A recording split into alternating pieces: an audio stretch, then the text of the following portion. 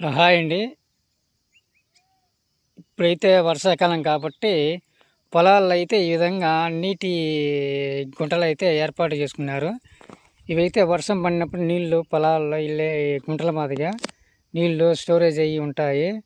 అందుకని వీళ్ళు గుంటలు తవ్వుకున్నారు. వర్షాకాలంలో వర్షాలు పడి నీళ్లు అయితే ఉంటాయి. వీళ్ళకు పొలాలకు కావాల్సినప్పుడు వీళ్ళు వాడుకుంటారు. అందుకని ఇవి అయితే తవ్వారు నీటి గుంటలు.